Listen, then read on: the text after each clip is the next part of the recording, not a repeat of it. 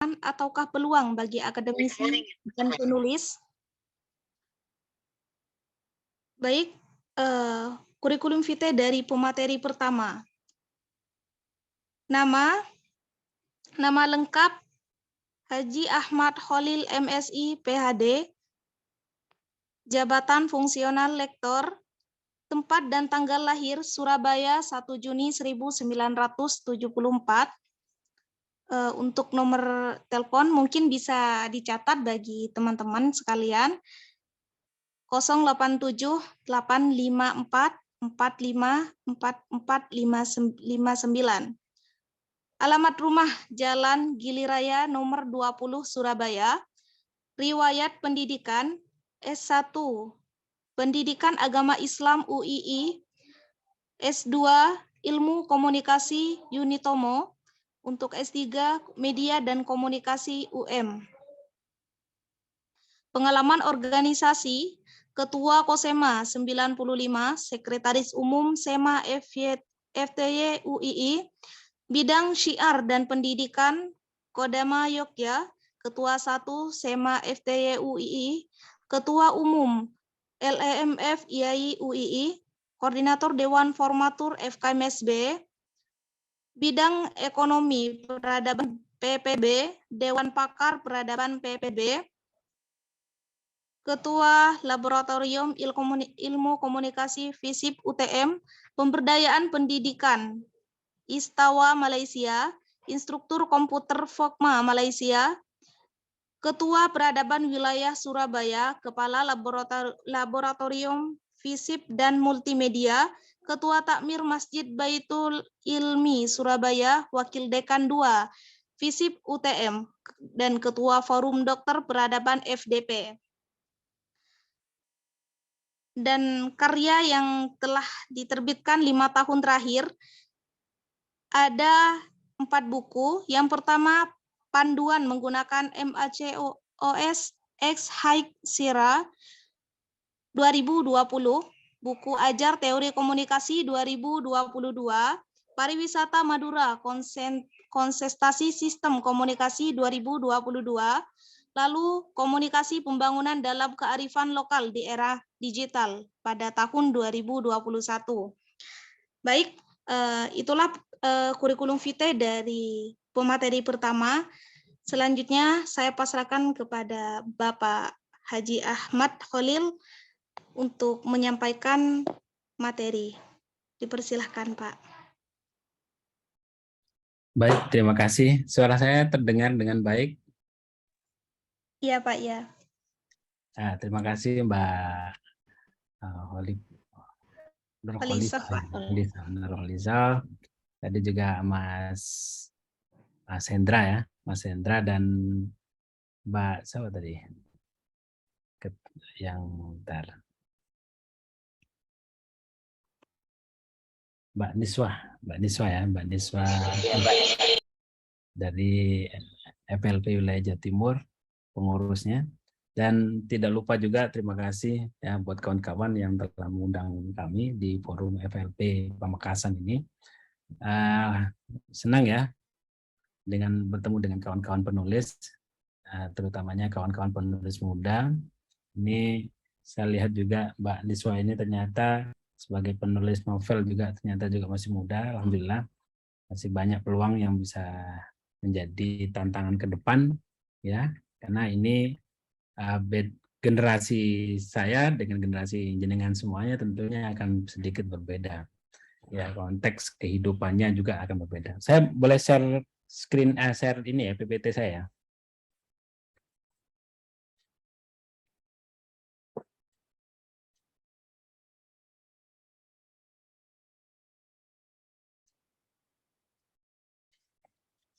Baik ya, ini terlihat ya PPT saya? Iya, Bapak, kelihatan. Oke. Saya lanjutkan di ini aja. Jadi memang sedikit, bukan sedikit ya, menjadi sebuah tantangan tersendiri ya dengan adanya kecerdasan buatan ini ya, atau disebut dengan artificial intelligence ini. terutamanya bagi penulis ya. Sebenarnya tantangan artificial intelligence yang dibuat semacam kayak teknologi-teknologi terbarukan ini bukan cuma sekarang aja sebenarnya. Permasalahannya itu sebenarnya sudah agak lama ya. Jadi kalau kita ketemu dengan Ctrl C dan Ctrl V ya, copy paste itu berbahaya juga itu. Nah, itu teknologi memang di sisi lain mempermudah ya. Kalau bicara tentang teknologi, jadi sebelum bicara tentang ini, kalau bicara teknologi itu memang mempermudah. Kalau zaman era mesin ketik, kalau kita salah ketik ya buang, itu nggak ada backspace, nggak ada delete gitu loh. Ya buang gitu. Jadi konsepnya satu konsep, ya satu yang ada di kertas itu gitu. Jadi diketik, udah selesai. Kalau misalnya ada yang salah atau misalnya mau disisipkan kalimatnya atau apa, ya susah gitu. Apalagi kita mau menggunakan kecerdasan buatan, agak susah gitu.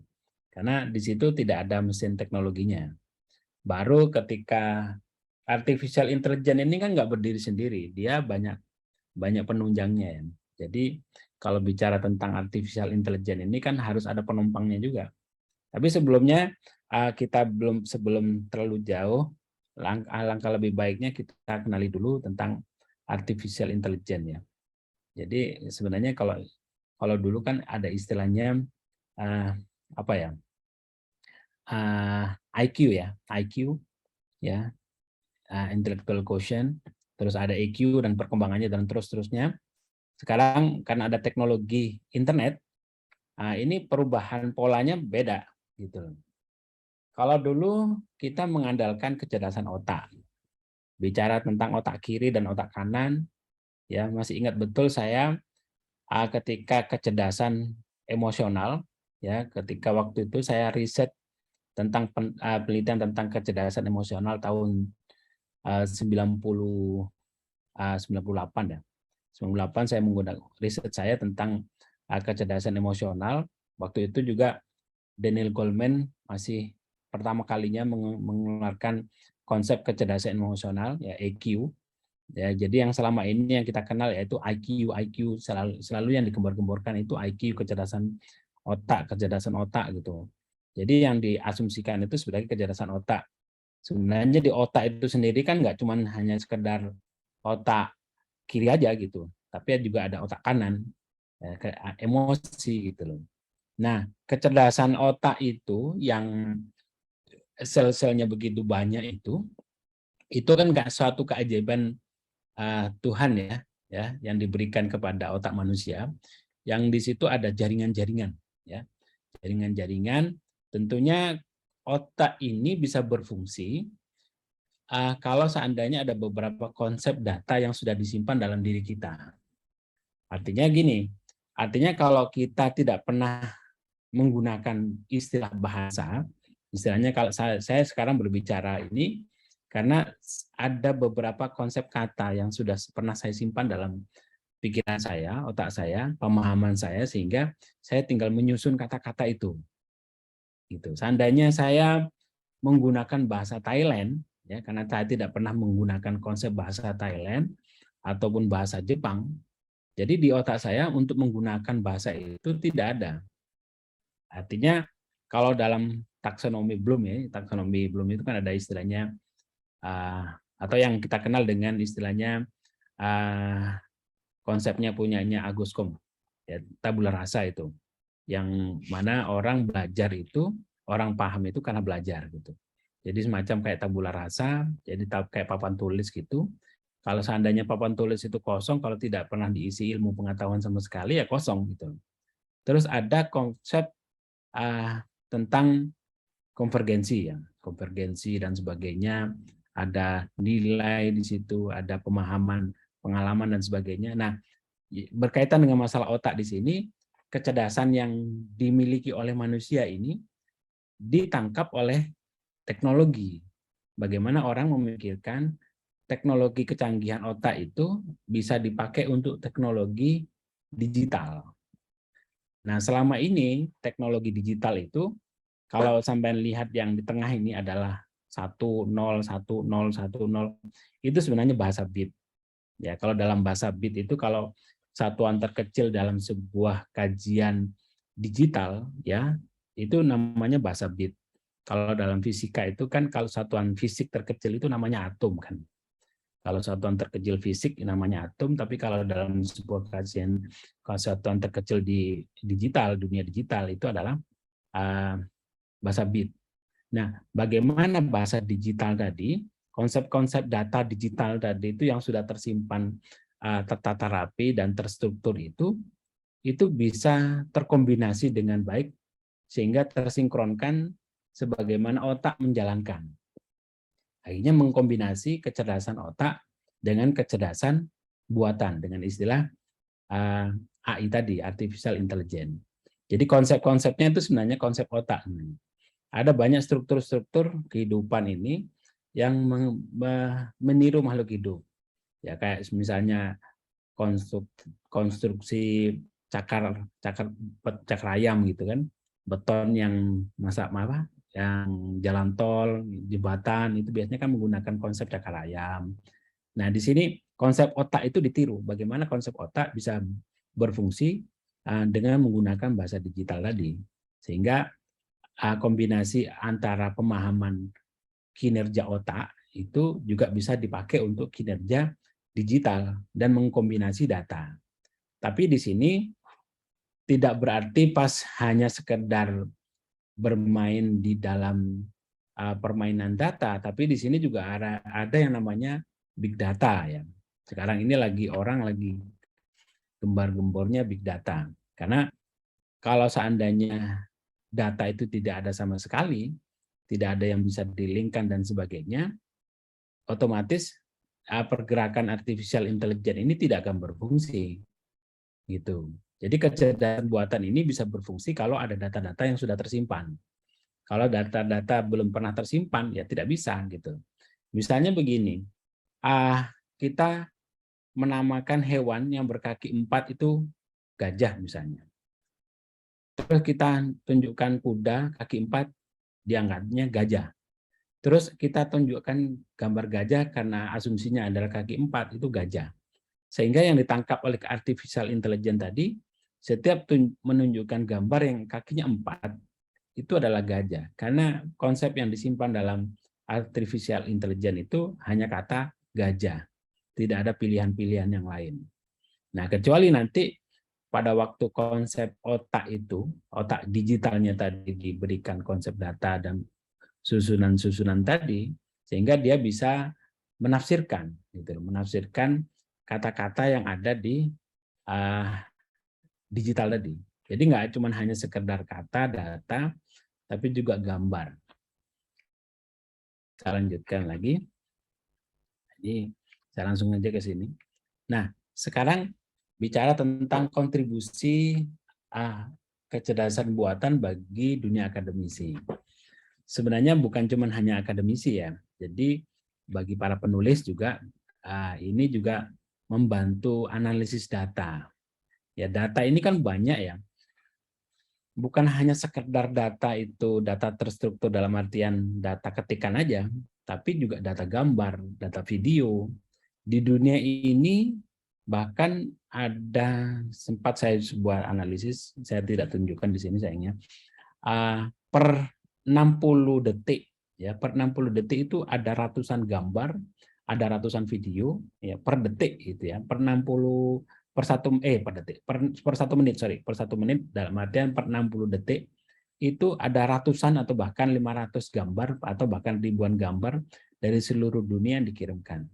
Nah, di sini yang diolah oleh kecerdasan buatan tadi, melingkan data-data di dunia ini, men-tracer data tadi, sehingga mesin tadi bisa mencari kira-kira konsepnya seperti ini. Jadi kalau misalnya kita menggunakan tadi yang disebutkan chatbot ya, ChatGPT dan sebagainya, itu bukan berarti pas dia cerdas begitu. Dia karena ada beberapa kata atau data-data dari seluruh dunia ya yang disimpan dari beberapa internet yang sudah tersambungkan tadi, itu disimpan Jadi dalam konsep pencarian data ya, kayak misalnya kita mencari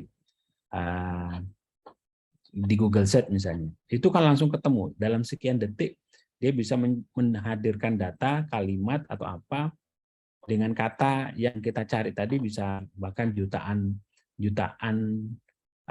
referensi. Nah, di situ. Jadi kontribusi AI ini sebagai dunia akademisi, ini kalau bicara tentang bahasa yang paling mudahnya itu memang mempermudah penelitian. Jadi mempermudah penelitian, analisis data yang canggih, sehingga untuk sebuah penelitian kita punya basis data lengkap gitu. Jadi kalau misalnya kita ingin mencari data referensi tentang ada berapa FLP di wilayah Indonesia, itu nanti ada beberapa referensi yang diberikan. Jadi akan mempermudah untuk menganalisis data. Terus ada juga penghasilan yang kedua adalah penghasilan konten otomatis. Tadi disebutkan oleh Pak Ketua tadi, kalau seandainya kita buat konten, terutamanya konten kreator ya, konten kreator atau copywriter, itu akan mempermudah gitu, mempermudah dalam membuat narasi, teks dan sebagainya, sehingga narasi-narasi atau teks tadi bisa kita jadikan konsep. Jadi secara otomatis nggak perlu lama-lama lagi. Bukan cuma itu aja, konsep pembuatan website juga bisa. Bahkan beberapa gambar sudah bisa diolah. Jadi kayak misalnya di TikTok itu kan, atau di Snapchat itu kan ada beberapa yang filter-filter itu. Itu sebenarnya filter-filter itu kan sebenarnya AI ya, artificial intelligence. Dia mengidentifikasi mana mata, mana wajah, sehingga dia titik mata itu di sebelah mana, titik hidung di sebelah mana, dia mengkombinasi. Jadi kalau seandainya matanya di sini, saya kombinasikan wajahnya ada model seperti ini. Itu AI ya, AI dalam bentuk video. Terus ada juga fungsi kontribusi AI itu juga bagi penyuntingan dan penulisan tentu sangat membantu ya, terutamanya kalau seandainya kita mau buat konten ya. Bahkan chatbot ini yang tadi disampaikan itu bukan hanya sekedar chatbot yang ada di website ya, bahkan di Microsoft Word itu sudah ada namanya Ghostwriter gitu. Di Ghostwriter itu kalau kita add on toolnya yang ada di Microsoft Office yang biasa kita pakai, itu ada namanya Ghostwriter. Di Ghostwriter itu kita bisa membuat semacam kayak ChatGPT dalam Microsoft Office, Microsoft Word. Padahal itu kan kalau kita pakai Microsoft Word biasa, ya hanya sekedar asumsi kita hanya sebagai tempat ngetik kan begitu. Tapi ternyata tidak. Bahkan saya menggunakan desain PPT saya ini, saya menggunakan PowerPoint dengan menggunakan kombinasi AI, Artificial Intelligence. Jadi saya tinggal kombinasi, nge-input data, tinggal serahkan ke mereka, udah langsung mendesain sendiri. Tinggal kita pilih opsi-opsi mana yang kita bisa pakai. Itu seandainya kita mau tunjukkan ya, kalau seandainya kita mau tunjukkan, ini hanya mempersingkat aja. Jadi kalau seandainya saya bisa tunjukkan, nanti akan ada model-model. Terus ada juga yang pembelajaran atau pengajaran adaptif. Jelas ya, kalau misalnya kita menggunakan, terutamanya ini banyak yang dipakai untuk mahasiswa ini. Kadang-kadang ada juga yang nakal gitu. Justru kemudahan-kemudahan ini dibuat nakal gitu. Kemudahan-kemudahan dalam artian pada waktu kita memberikan tugas untuk membuat pembelajaran atau tugas akademik ya ke mahasiswa dan sebagainya, kadang-kadang mereka menggunakan ChatGPT. Cuman orang kalau seandainya tidak paham tentang karakter ChatGPT, kita bisa tertipu gitu. Tapi kalau seandainya kita sudah paham dengan karakter ya, terus kemampuan dan sebagainya, itu kita bisa membaca mereka-reka ini kira-kira orang ini menggunakan narasi teksnya itu menggunakan ChatGPT atau tidak gitu. Jadi itu juga, jadi terus selanjutnya sebagai penerjemah bahasa. Terus lagi yang jelas kalau penerjemah bahasa itu yang kita semacam kayak Google Translate dan sebagainya, kok canggih ya, tahu-tahu udah langsung diterjemahkan, bahkan berapa ratus kata itu bisa diterjemahkan dalam waktu yang sangat singkat sekali. Itu penerjemahan bahasa itu juga menggunakan kecerdasan buatan gitu. Jadi memang kalau dulu masih awal-awal penggunaan bahasa ini masih letterlek gitu. Jadi kalau misalnya matahari bisa jadi kalau dipisah menjadi mata itu I, hari itu D gitu, ID gitu. Tapi kalau sudah ada konsep-konsep kecerdasan deep learning dan sebagainya dalam istilah internet komputer itu nanti ada yang namanya deep learning. Jadi ada beberapa konsep-konsep yang bisa ditawarkan itu yang menjadi cikal bakalnya AI tadi, artificial intelligence tadi. Sehingga bahasa yang kita ungkapkan itu bisa diperhalus. Jadi tidak letterlek gitu, tidak letterlek matahari adalah mata dan I dan D gitu. Tapi diterjemahkan sebagai sun gitu. Terus ada juga yang saya rasa bukan yang terakhir ya, sebenarnya kontribusi AI ini banyak ya. Salah satu yang saya tulis di sini adalah meningkatkan efisiensi kerja. Ya pastinya meningkatkan efisiensi gitu. Orang kerja-kerja yang biasanya perlu konsep yang lama, dengan adanya ChatGPT terutamanya bisa juga akan dipermudah gitu. Bukan cuma ChatGPT chatbot yang dipakai kita menggunakan teks ya, tapi juga pendesain ya, pengedit video itu juga bisa dengan mudah gitu. Atau pengedit foto itu dengan mudah sekali. Banyak sekarang yang teknologi aplikasi yang menggunakan AI ya. Ya saya rasa kebanyakan aplikasi-aplikasi sekarang sudah menggunakan AI, artificial intelligence. Di TikTok, di media sosial, di aplikasi ya terutamanya di aplikasi foto, video dan sebagainya itu kebanyakan sudah menggunakan AI. Selanjutnya lagi kalau bicara tentang tantangan dan pertimbangan etika, memang AI ini punya kecenderungan yang agak sedikit mengancam ya. Karena ini akan tentu menggantikan pekerjaan tertentu. Seandainya kalau misalnya orang dulu sebagai YouTuber misalnya, itu agak susah, agak lama gitu untuk membuat konsep dan sebagainya. Sekarang sudah content writer itu dengan mudah sekali dengan menggunakan bantuan ChatGPT atau para penulis-penulis artikel ya dengan adanya pekerjaan ini bisa banyak nganggur gitu. Jadi cukup dengan membuatkan konten, udah langsung serahkan ke ChatGPT, selesai dapat referensi banyak gitu. Nah, ini juga tapi kecerdasan buatan ini juga ada beberapa yang menjadi ada keterbatasannya juga gitu.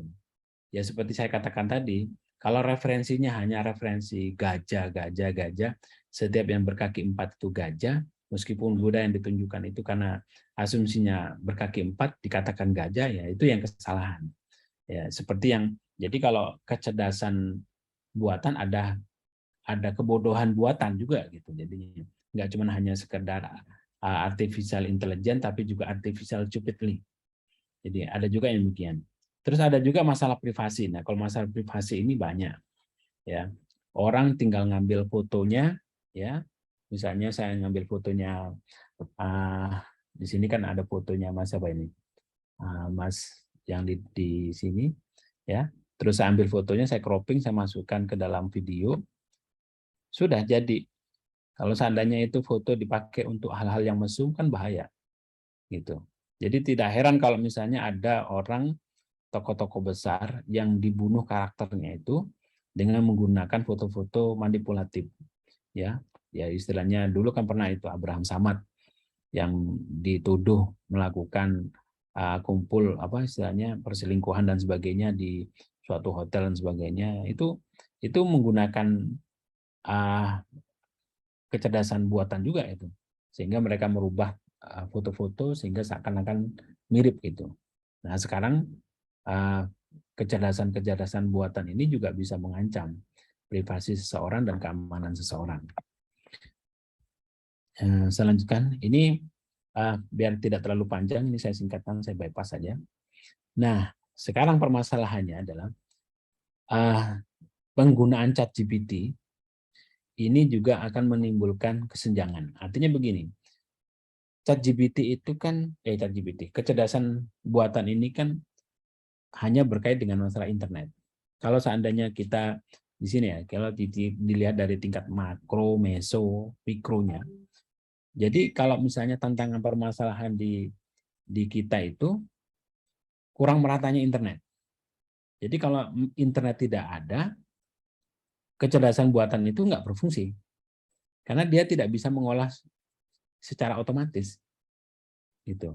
Dia kecuali kalau dia data aplikasinya itu bersifat offline. Gitu. Tapi kalau misalnya data aplikasinya itu bersifat online kayak ChatGPT dan sebagainya, dia nggak akan bisa dipakai gitu. Kalau seandainya kita menggunakan ChatGPT dengan menggunakan tanpa internet. Jadi artinya masih ada beberapa keterbatasan. Ya, kesenjangan ini juga akan bisa dialami oleh masyarakat perkotaan, pedesaan, ya, atau mungkin orang tua, atau mungkin anak muda. Ini juga pengaruh. Jadi ini akan menimbulkan kesenjangan, terutamanya bagi dunia akademisi. Ya, bagi dunia akademisi misalnya bisa kita lihat, ya, kalau di dunia kampus ya, ada dosen-dosen tua yang tidak mau ngurusi tentang digital. Dia maunya ngajar di kelas. Ya, maunya ngajar di kelas, tidak mau pakai komputer dan sebagainya, sedangkan mahasiswanya sudah canggih-canggih menggunakan internet. Ada juga yang material aksesnya itu yang jadi kesenjangan. Artinya begini, di daerah, terutama daerah-daerah yang masyarakatnya perekonomiannya agak kurang ya. Jadi di daerah kota yang mereka sudah teknologinya udah canggih-canggih, jangan bandingkan dengan masyarakat yang udah komputernya perangkatnya terbatas, gitu kan, mau cepat bagaimana gitu kan. Saya pernah menjadi tim pemantau independen dari sebuah ujian nasional itu di satu desa. Itu jangankan ikut ujian di sekolahnya ya, ikut ujian aja masih harus naik pickup dari kampungnya ke suatu sekolah dan itu ikut ujian bersama. Jadi untuk fasilitas itu aja udah terbatas, apalagi fasilitas internet, komputer, apalagi internet, gitu kan. Jadi itu juga permasalahan dari material aksesnya. Belum lagi skill akses. Jadi kalau misalnya bagi kalangan anak-anak Gen Z dan sebagainya, itu skill akses sangat mumpuni gitu loh. Sangat mumpuni. Artinya begini, artinya kalian kalau menggunakan ChatGPT bagi mereka udah makanan hari-hari, udah biasa itu. Gitu, nggak heran gitu. Tapi bagi orang-orang tertentu ya, orang-orang yang keterbatasan kemampuan, tidak punya pengalaman komputer dan sebagainya, kecerdasan buatan ini tidak akan berfungsi bagi mereka karena mereka tidak tahu cara menggunakan internetnya seperti apa. Nah, itu kan kecerdasan buatan itu kan berfungsi bagi mereka yang punya skill akses gitu. Kalau nggak punya skill akses ya nggak bisa menggunakan kecerdasan buatan gitu. Coba misalnya Anda suruh orang tua kalian, misalnya nenek atau siapa gitu, suruh menggunakan ChatGPT, nggak paham dia. Gitu. Apa itu ChatGPT gitu. Pikirnya LGBT gitu. Padahal ChatGPT ya. Ada juga yang kesenjangan penggunaan perangkat. Nah, itu yang saya katakan perangkat yang dipakai di daerah itu kan masih sangat minim gitu. Dulu ada namanya PLIK. Saya pernah penelitian tentang PLIK itu, Pusat Layanan Internet Kecamatan. Artinya bagaimana upaya pemerintah itu untuk meningkatkan internet di kecamatan itu meningkat dengan adanya internet di kecamatan itu agar peningkatan ekonomi mereka itu meningkat dengan menggunakan internet sebagai sarana jual beli, e-commerce istilahnya. Tapi kan mereka tidak bisa menggunakan internet, jaringannya juga terbatas. Belum lagi kalau komputernya ngadat mereka nggak paham. Yang celakaannya lagi saya pernah datang itu ke sebuah PLIK, Pusat Layanan Internet Kecamatan itu. Dia tidak menggunakan Windows, yang masyarakatnya pahamnya tentang Windows, tapi di situ menggunakan Linux. Gitu. Linux kan aplikasi lain. Ada Linux, ada Windows, yang masyarakat umum kan menggunakan Windows gitu. Ada OS X, ada Mac dan sebagainya. Nah itu aja usage access-nya juga terbatas. Jadi kalau seandainya usage access-nya terbatas, ya orang untuk menggunakan ChatGPT itu nggak bisa gitu. Nah, tantangannya di mana? Ya bagi mereka nggak jadi tantangan karena mereka nggak tahu. Gitu. Tapi bagi mereka yang paham tentang dunia digital, ya itu menjadi tantangan. Karena menjadi akan menggeserkan mereka, fungsi mereka.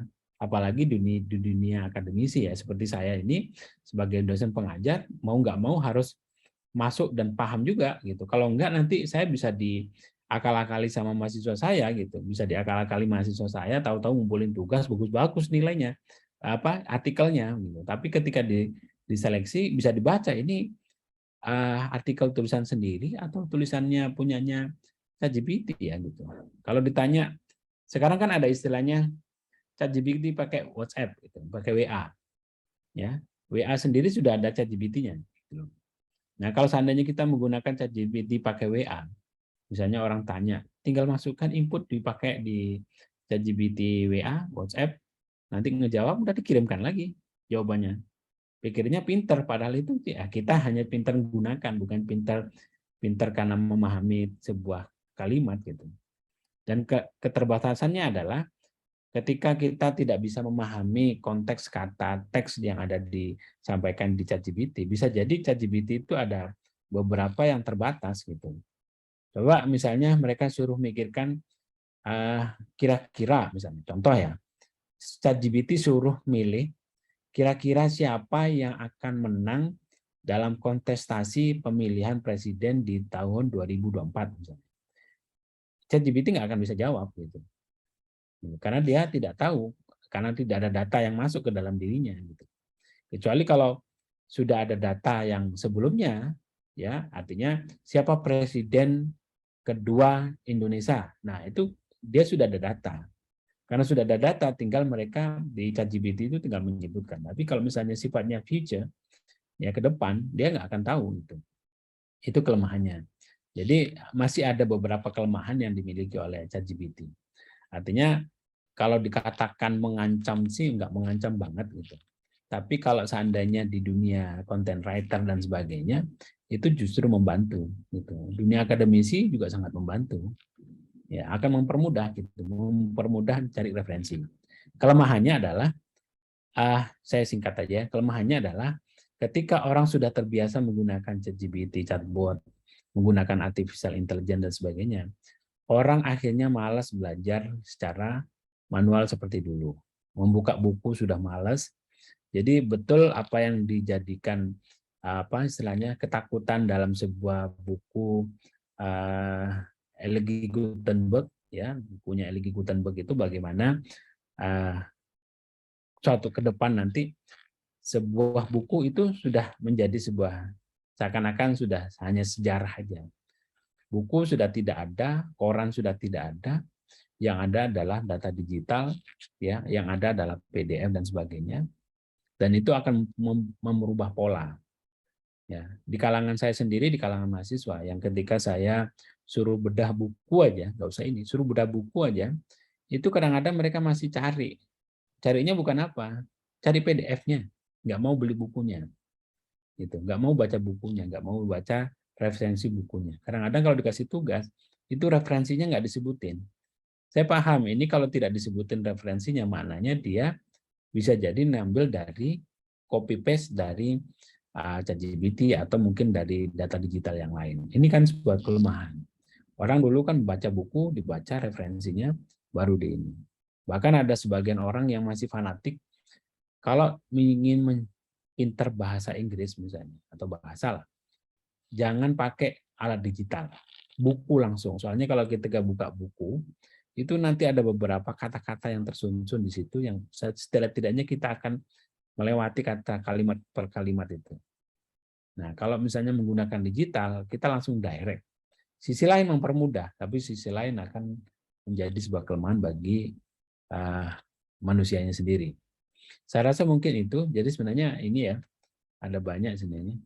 Cuman saya lewati aja karena takutnya terlalu lama nanti. Mungkin sementara itu dulu, nanti bisa kita kembangkan. Terima kasih dari saya. Assalamualaikum warahmatullahi wabarakatuh. Waalaikumsalam warahmatullahi wabarakatuh. Baik, terima kasih Bapak Dr. Haji Ahmad Khalili telah menyampaikan materinya. Selanjutnya, saya akan membacakan kurikulum vitae dari pemateri kedua. Nama Niswa Hikmah, pendidikan D2 Ma'had Umar bin Khattab Universitas Muhammadiyah Sidoarjo, S1 Safwa University Kuliah Syariah wal Arabiyah.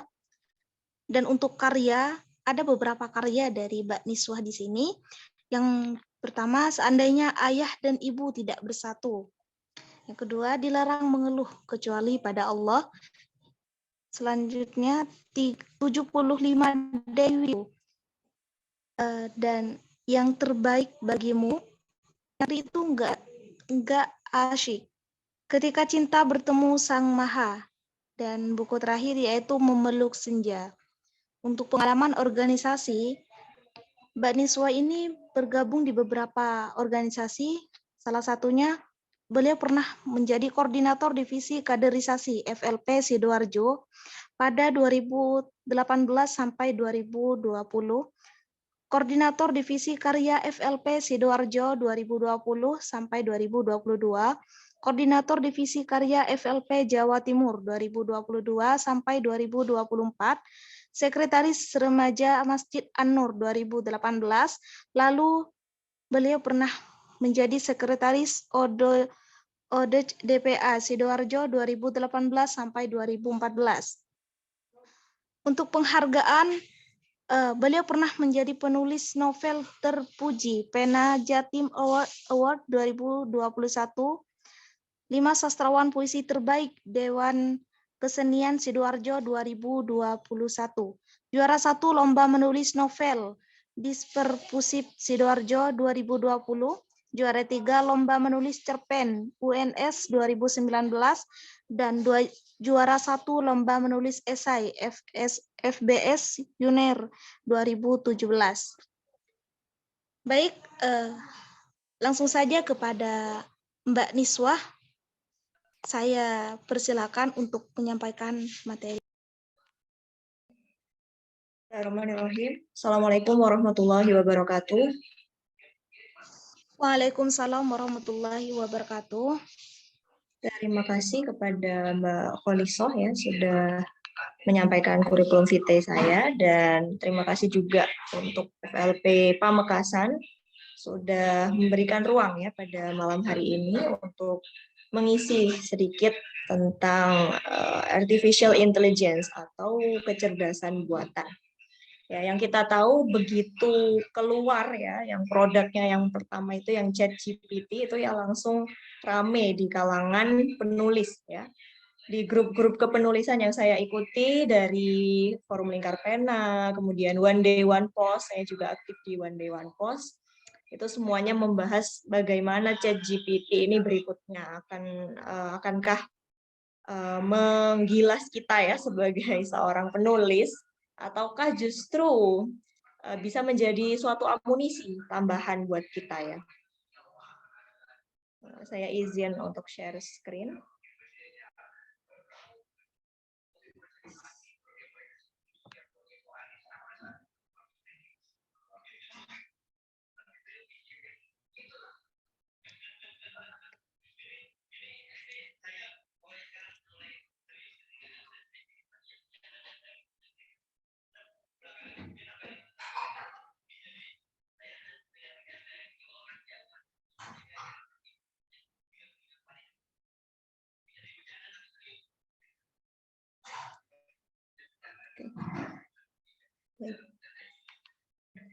Nah, artificial intelligence sendiri atau kecerdasan buatan ya bagi penulis ini adalah suatu sebenarnya sama seperti ketika kita itu mengenal Google ya. Seperti kita tahu Google ya, dulu kan kita juga menulis itu tidak memakai bantuan Google. Ketika saya masih awal SMP, SD, saya sudah menulis sejak tahun-tahun itu dan memang tidak menggunakan Google sebagai bantuan media riset dan lain sebagainya. Saya lebih banyak bertanya ke sekeliling, tanya ke teman-teman sekitar, tanya ke orang tua untuk misalnya kalau di fiksi itu kita membutuhkan riset latar misalnya, maka kita harus lihat dulu bagaimana latar yang sesungguhnya di dunia nyata, baru kita bisa menuliskannya ke dalam sebuah cerita. Atau misalnya tanya ke teman gitu yang pernah pergi kemana, gimana sih suasananya, baru kita bisa menggambarkannya. Tapi ketika sudah ada Google ya, semasa saya SMP, SMA itu sudah mulai banyak yang memakai Google.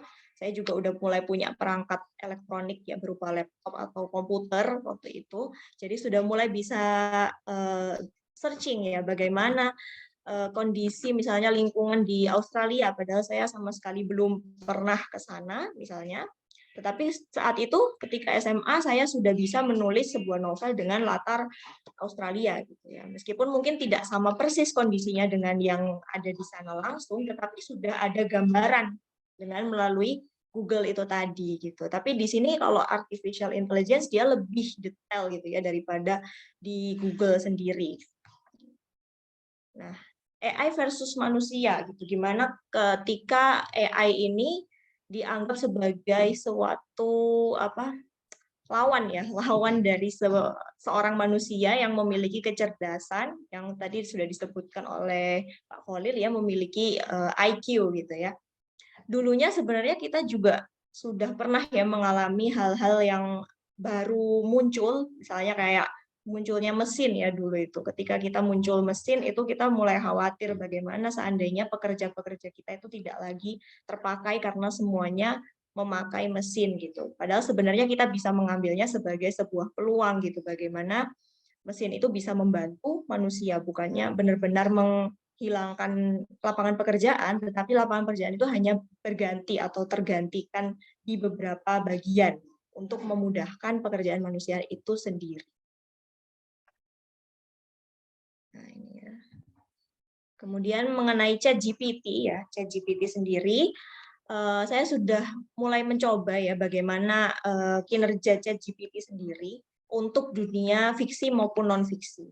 Yang paling terasa itu di dunia non-fiksi itu lebih mudah ya. Ketika kita memakai ChatGPT, apakah akan menggantikan tulisan manusia? Kalau menurut saya tidak akan sepenuhnya menggantikan tulisan manusia, karena ketika dicoba gitu ya, saya coba nyari artikel atau meminta dia membuat artikel tentang LGBT misalnya, maka dia akan membuat artikel, tetapi panjangnya itu tidak banyak ya, jadi kadang itu tidak sesuai dengan harapan kita. Misalnya kita pengennya panjangnya pengennya 1000 kata, tapi mereka hanya memberikan misalnya 500 atau 600 kata. Kemudian juga kita itu harus benar-benar mengarahkan mereka apa konten yang ada di dalam tulisan tersebut gitu. Jadi nggak bisa mereka tuh cuma disuruh bikin dengan keyword misalnya buatlah artikel bertema LGBT gitu aja. Nah, kalau cuma gitu mereka nggak bisa mengembangkan banyak. Jadi kita harus ngasih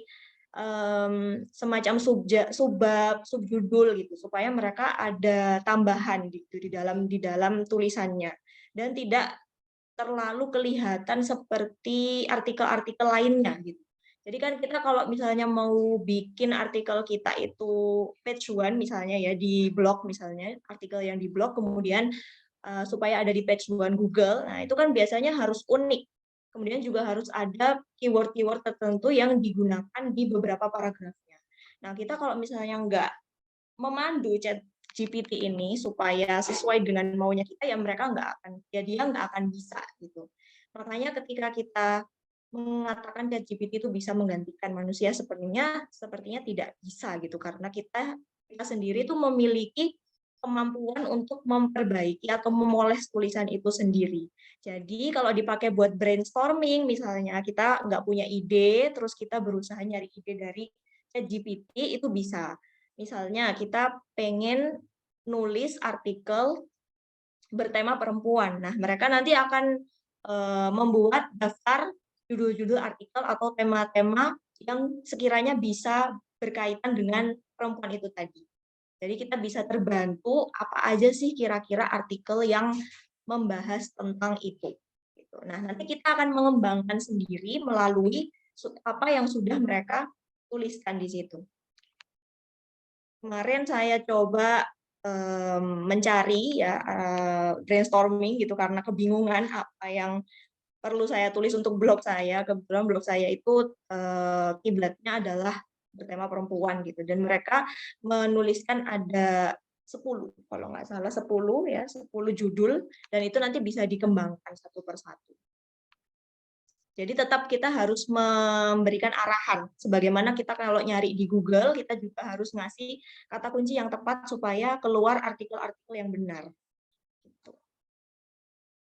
Kemudian ini ya, tadi yang sudah saya ceritakan di karya non-fiksi, bisa kita bantu untuk, bisa kita pakai untuk membantu mencari sumber referensi.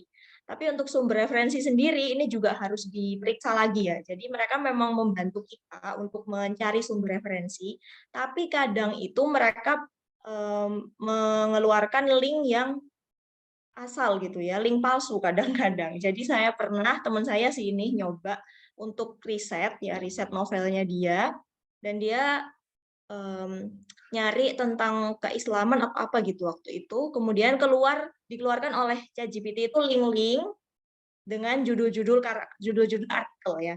Dan ketika dia klik linknya ternyata tidak ada di Google. Jadi itu link palsu. Saya nggak tahu juga gimana kok bisa mereka bikin link palsu seperti itu.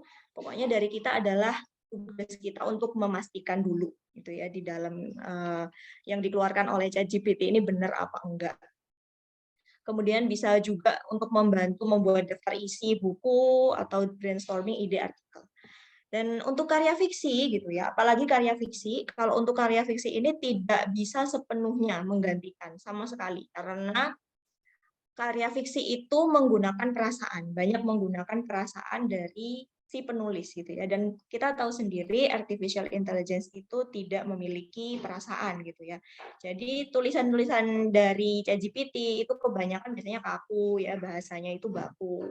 Sedangkan di karya fiksi itu membutuhkan banyak majas. Jadi harus banyak polesan dari kita kalau kita mau bikin karya fiksi yang dibantu dengan ChatGPT gitu.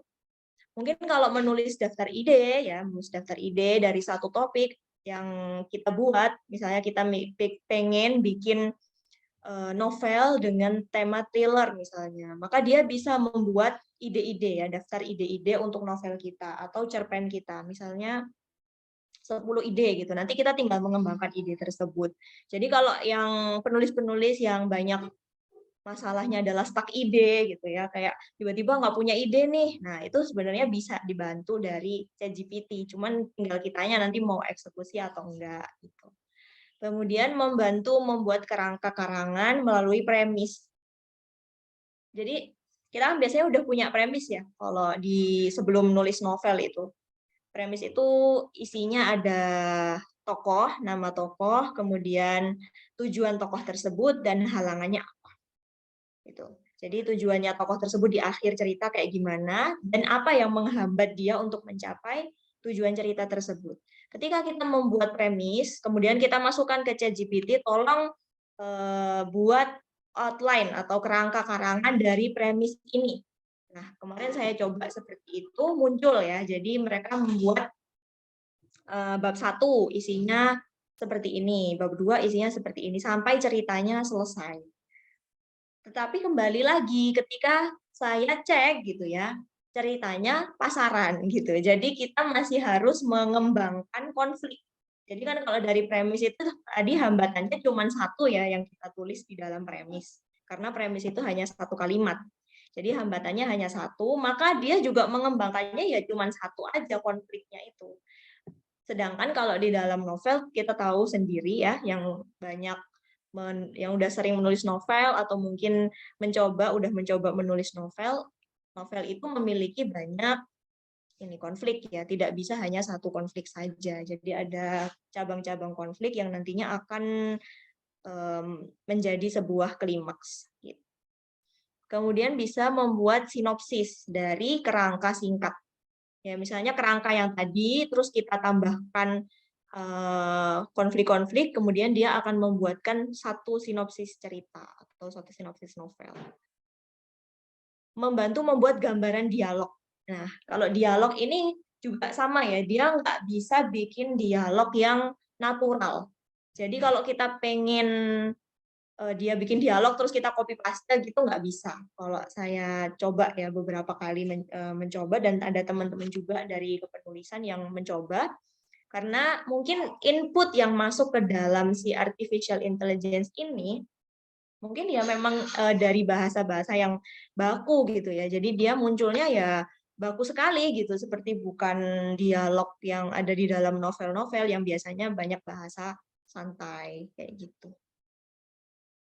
Tapi kalau mau membuat gambarannya saja, misalnya kira-kira kalau dialog tentang seorang laki-laki mutusin pacarnya misalnya, nah itu gimana sih kira-kira dialognya, kok nggak ada gambaran. Nah, misalnya kita pengen tahu gambarannya, itu bisa kita coba dengan menggunakan ChatGPT ini. Nah, jadi kesimpulannya adalah AI ini mungkin akan menjadi ancaman kalau kita tidak bisa menggunakannya dengan baik gitu ya. Jadi tergantung bagaimana kita menggunakannya. Sama seperti ketika kita pakai Google ya, kita makainya untuk apa? Kita misalnya untuk memudahkan pekerjaan kita, maka hasilnya juga akan insya Allah memudahkan pekerjaan kita gitu. Dan insya Allah tidak akan menggantikan manusia sepenuhnya karena gimana pun kan otak itu buatannya Allah ya. Jadi kita pasti punya kelebihan yang udah Allah siapkan gitu, lebih spesial daripada apa yang cuman kita buat dengan tangan kita sendiri gitu.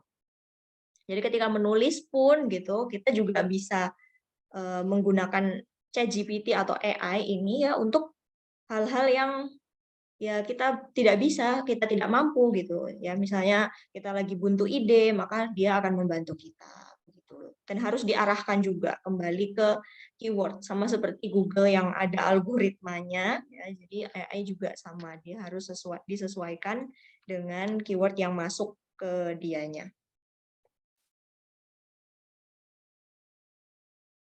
Oke, insya Allah itu aja dari saya. Ya.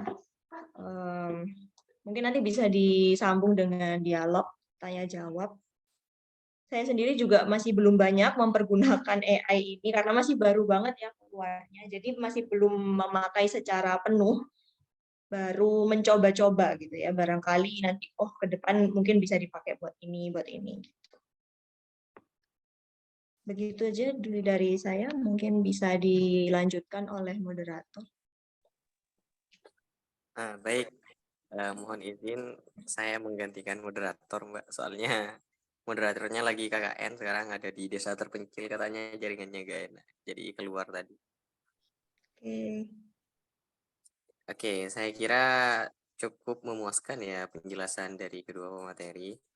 Sekarang kita langsung masuk pada sesi dialog. Barangkali teman-teman ada yang ingin ditanyakan mengenai materi pada kali ini tentang AI bagi akademisi dan para penulis gitu. Saya kasih ruang untuk teman-teman menyampaikan keluh kesahnya.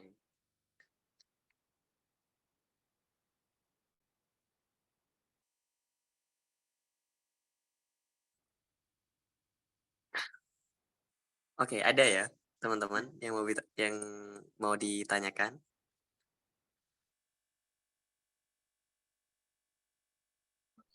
Sudah dijawab ChatGPT soalnya. Mau nanya Kak? Oke, Kak Anwari, dipersilahkan Kak Anwari.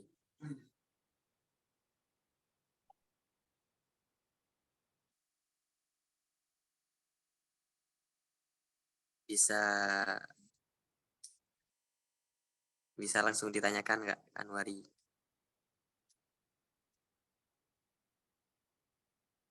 Oke, dari Kak Anwari di sini katanya AI lebih berbahaya dari atom. Ya, mungkin bisa dijawab dulu ya. Ini katanya dari pertanyaan dari Kak Anwari, katanya AI lebih berbahaya dari atom. Ini ditanyakan ke siapa ini? Mungkin bisa dijawab oleh pemateri Cak Holil atau Mbak Nisa. Cak Holil dulu mungkin gimana Pak ya, tanggapan tentang pertanyaan ini. Oke, mungkin saya jawab dari sedikit aja. Apakah AI lebih berbahaya dari atom? Ini kayaknya konsepnya terinspirasi dari konsepnya Elon Musk ya, yang punya Tesla. Dia mengatakan AI ini berbahaya daripada atom. Sebenarnya gini ya, kenapa kok dianggap berbahaya? Kalau atom itu kan, bom atom itu kan dia menghancurkan, kan skalanya besar, tapi dia menghancurkan dalam sisi fisik, gitu. Dalam sisi fisik, dalam artian begini, dalam artian dia menghancurkan tatanan fisik. Seperti yang saya katakan tadi, satuan terkecil itu atom, dan fisik itu atom. Ya, tapi kalau misalnya yang dimaksud di sini adalah bom atom, ya nilai kehancurannya besar, tapi dia ada nominal. Tapi kalau seandainya kehancuran yang dimiliki oleh ChatGPT itu beragam, bisa jadi mental, bisa jadi ketidaksiapan orang itu sendiri, bisa jadi kalau misalnya kita kasus bom Hiroshima dan Nagasaki ya, yang ada di Jepang itu kan yang kena masalahnya itu kan di Jepang, ya kan? Di Indonesia tidak terkena karena bom atom itu dilepas di Hiroshima dan Nagasaki. Tapi kalau misalnya ChatGPT ini sifatnya adalah global, jadi menggunakan jaringan global, menggunakan internet, yang jaringan internet itu di mana-mana orang menggunakan, dan bahkan pengguna internet di Indonesia sendiri hampir separuhnya itu penduduk Indonesia sudah pakai. Itu bisa dibayangkan lebih dari penggunanya. Jadi artinya kekhawatiran, yaitu kekhawatiran, mungkin bisa dikatakan kekhawatiran yang berlebihan juga iya, tapi biar bagaimanapun namanya kecerdasan buatan itu kan ada titik kelemahan ya, ada titik kelemahan yang ya asumsinya begini, kalau seandainya kita nonton film mesin itu ya, X mesin apa itu, yang orang sudah bisa, kalau seandainya kita pernah nonton film ini apa yang makhluk putih itu, yang mesin putih itu apa namanya, film Jepang animasi itu, yang itu Big Hero ya, film Big Hero itu kan. Di film Big Hero itu bagaimana dirinya bisa membaca kesehatan orang, bisa membaca orang itu bahagia atau sedih. Terus Big Hero sendiri, robot itu kan dia bisa mencas dirinya sendiri tanpa harus kita colokin gitu loh. Jadi kita sudah siapkan colokannya, jadi mereka bisa mencas sendiri, bisa menambahkan kecerdasannya sendiri dengan menambah referensi AI-nya gitu loh. Nah, itu yang mungkin yang dikhawatirkan gitu. Memang kemungkinan besar namanya kecerdasan emosi, kecerdasan buatan ini terus meningkat ya, enggak sekedar stagnan. Selama data itu kita inputkan ya, dia akan semakin bertambah kecerdasannya. Karena dia membaca big data. Jadi kalau data kita, misalnya orang di dunia ini tidak ada menggunakan internet sama sekali, ya orang internet ChatGPT nggak berkembang gitu. Tapi kan mustahil di era digital seperti ini, orang kan semuanya menggunakan teknologi kan gitu, menggunakan internet dan sebagainya, dan itu akan lebih menambah referensi bagi ChatGPT dan sebagainya. Bukan ChatGPT aja ya, AI lah, artificial intelligence tadi.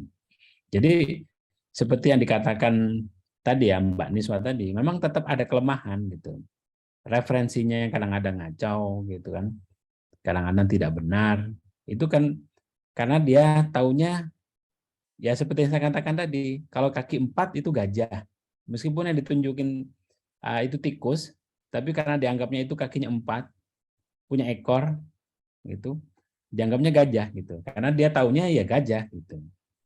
Ya, taunya ya gajah. Dan referensi yang lain tidak ada. Kecuali kalau kita tambahkan istilah tikus itu seperti ini gitu. Istilah kucing itu seperti ini. Akhirnya baru dia bisa membandingkan yang mana tikus, yang mana gajah, yang mana kucing. Ya, itu kecerdasannya akhirnya bertambah. Itu referensinya.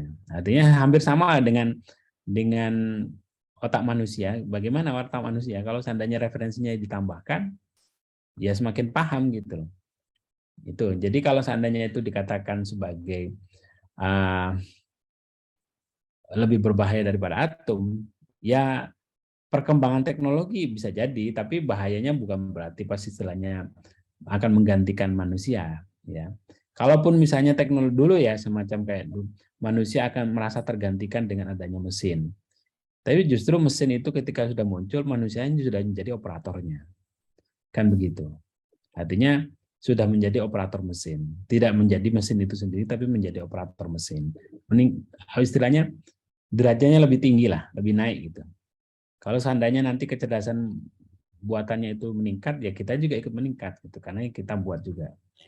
Tapi yang namanya kecerdasan buatan itu ya hanya sifatnya membantu. Teknologi itu kan sifatnya membantu.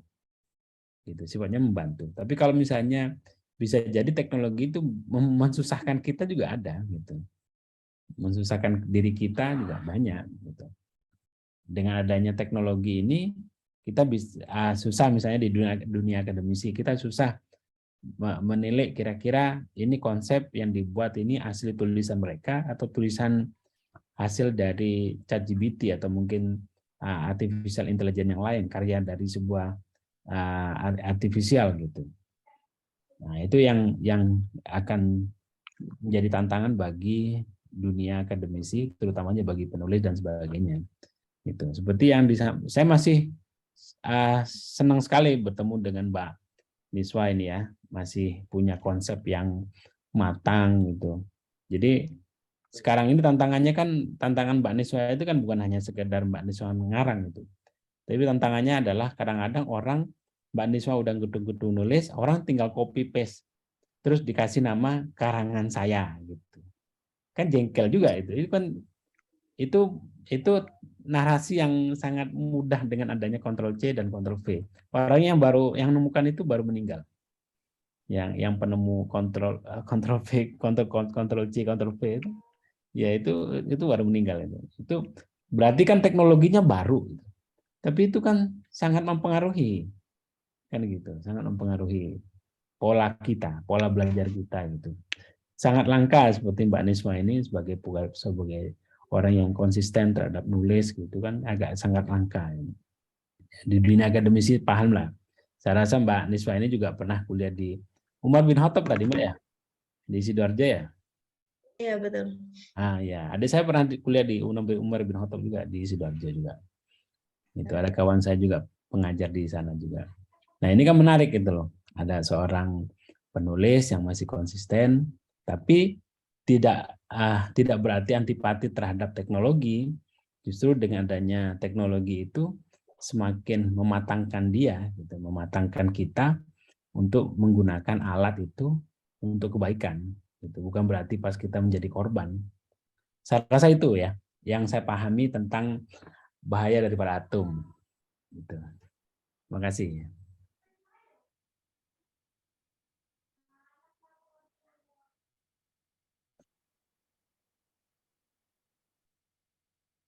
Suaranya Mas Novel. Termute. Iya. Nanti kita sampai jam 21.00 berarti tinggal 10 menit lagi ya teman-teman. Saya kasih sesi pertanyaan lagi teman-teman, mungkin ada yang mau ditanyakan.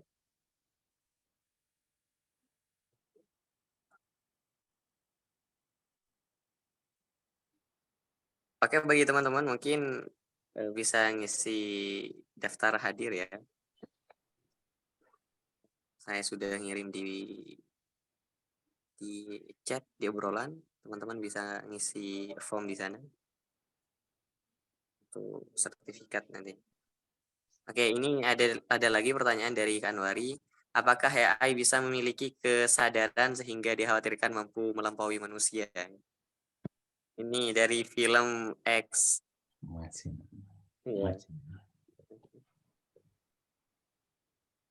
Gimana aja? Itu tanggapannya. Mungkin Mbak ini mau menanggapi Mbak Niswa. Mau menanggapi, mau jawab pertanyaan. Kayak film ya. Sebenarnya ada banyak ya film-film yang membahas tentang bagaimana AI atau robot ya, robot yang bisa akhirnya memiliki perasaan seperti manusia. Tapi saya rasa tidak akan 100% seperti manusia sih, karena perasaan itu kan komponennya juga kompleks. Manusia sendiri untuk memahami perasaannya saja kadang-kadang masih belum bisa sepenuhnya paham gitu. Jadi saya nggak tahu juga sih kalau misalnya bisa ada percobaan kesadaran yang ada di dalam AI. Nantinya mungkin bisa berkomunikasi dengan manusia dan lain sebagainya. Tapi kalau untuk nantinya melampaui manusia, saya rasa nggak sampai seperti itu ya. Gitu. Kalau dulu itu pernah ya waktu awal-awal sekolah SMA itu ada aplikasi yang namanya SimSimi. Mungkin ada yang pernah pakai nggak sih dulu SimSimi. Nah, SimSimi itu modelnya dia itu merespon kita seperti layaknya teman. Jadi kalau sekarang ada asisten Google misalnya, dulu itu sudah ada duluan namanya SimSimi. Ketika kita curhat, dia itu merespon. Jadi dia tuh gunanya seperti teman curhat gitu. Kalau kita nggak punya teman curhat di dunia nyata, dia itu bisa membantu kita gitu. Tapi yang nggak bisa sepenuhnya nggak bisa melampaui manusia gitu. Ketika kita kadang curhat A, dia nyambungnya ke yang B gitu. Jadi masih ada error-error gitu ya, error-error dari semacam perangkat mesin gitu, semacam perangkat AI yang lainnya gitu. Masih ada error-errornya. Dan kadang-kadang kalau udah kelamaan chat juga dia tiba-tiba baik sendiri, hilang sendiri gitu. Nah, jadi mungkin kalau AI melampaui manusia, mungkin saya kira tidak akan sampai melampaui gitu bahasanya. Mungkin Pak Khalil bisa menambahkan. Ya, menarik ya. Apakah nanti mesin itu punya kesadaran? Artinya artificial intelligence itu punya kesadaran itu. Sadar dirinya itu mesin. Gitu. Jadi memang tempat dia sadar nggak sih dia itu mesin gitu. Dia bukan manusia gitu. Ya itu kan sebenarnya yang ditanamkan di AI itu kan sebenarnya apa data ya sebenarnya.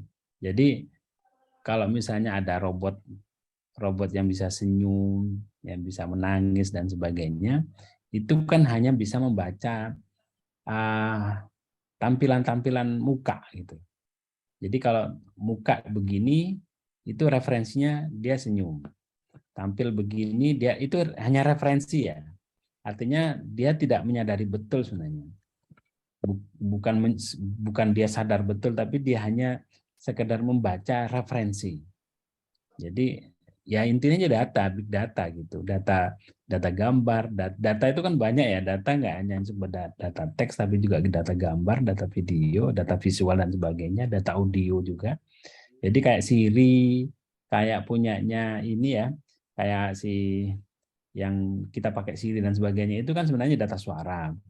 Data suara itu yang diterjemahkan pakai referensi bahasa teks ya, bahasa teks itu yang disuarakan. Itu kan sebenarnya itu yang diterjemahkan mereka itu. Kalau sampai memahami emosi seseorang, ya teman curhat aja kalau seandainya kita mewek di depan mereka padahal kita senang, tetap dianggapnya sedih itu. Karena referensi mereka itu mewek itu letter W bibirnya, nah, itu mewek gitu. Padahal kita seneng aja ngetes aja di ngeprank mesin gitu loh. Dia ngeprank mesin aja dia nggak tahu kalau di prank gitu. Itu aja, coba aja kalau misalnya gitu. Kalau seandainya kita ngeprank mesin, ada kan misalnya robot-robot itu. Ya itu kan dia hanya menirukan aja sebenarnya. Ini namanya mesin ya. Kesadaran itu tetap pikiran kita itu menganggap itu kesadaran, tapi sebenarnya itu bukan kesadaran. Itu hanya bahasa mesin aja. Saya rasa itu ya, Mas. Ini. Makasih. Oke, terima kasih atas jawabannya dari Kak Khalil dan Mbak Niswa. Mungkin kita cukupkan saja ya, tinggal 5 menit waktunya. Mungkin dari teman-teman satu lagi kalau masih ada. Masih banyak Kak, ya terima kasih kembali kan, mari. Sudah tidak ada ya? Saya kira itu saja dari kami. Semoga bisa menjadi tambahan ilmu yang bermanfaat bagi teman-teman dan terus semangat menulis. Jadi AI di sini sebenarnya tergantung ya seperti apa kata Cak Khalil tadi, hanya sebagai pembantu sebenarnya ya. Tidak mungkin bisa menggantikan manusia karena di sini hanya mesin. Jadi harapannya di sini teman-teman dalam perkembangan teknologi AI bisa digunakan dengan baik oleh baik dari teman-teman akademisi dan teman-teman penulis. Saja mungkin dari kami, kurang lebihnya mohon maaf. Sebelum kami tutup mungkin sesi foto bersama dulu ya. Teman-teman bisa on cam, bisa open kamera, dokumentasi. Yang Kak Hendra, Kak Jalal, yang pakai laptop bisa di screen. Oke. Oke. 1, 2, 3. Oke, lagi 1, 2, 3.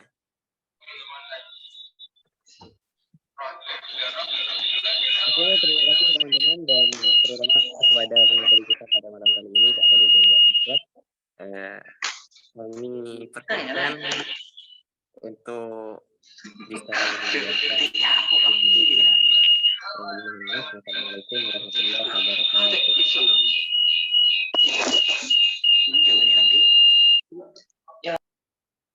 Mbak Niswa tinggal di mana? Saya di Sidoarjo, Pak. Oh, di Sidoarjo. Masih kuliah atau bagaimana? Ini masih lanjut S1 di Safwa University, Mesir. Online. Oh, Ambil di online. Mesir. Online, ambil online. Iya. Tapi nggak di Mesirnya, nggak ke Mesirnya kan? Enggak, kuliah jarak jauh. Oh, ada juga ya. Masih program apa itu namanya? Iya, ada program dari kayak Syekh gitu sih. Nggak Kayak pakai LPDP, enggak, bukan ya? Oh, bukan. ya? Beda lagi. Oh. Apa namanya tadi? Safwa University. Safwa. Iya. Anu ya, itu apa? Private university atau negeri? Iya, private. Private university ya. Oh, bagus lah. Mantap. Semoga sukses selalu, Mbak. Oke, terima kasih semuanya. Saya harus. Terima kasih yang hadir. Terima kasih Mbak Niswa. Semuanya. Terima kasih. Terima kasih Dan kembali. terima kasih Assalamualaikum. banyak kepada teman-teman partisipan. Ya. Terima kasih. Semoga bisa bergabung dan berjumpa kembali di lain kesempatan ya. Iya, terima kasih.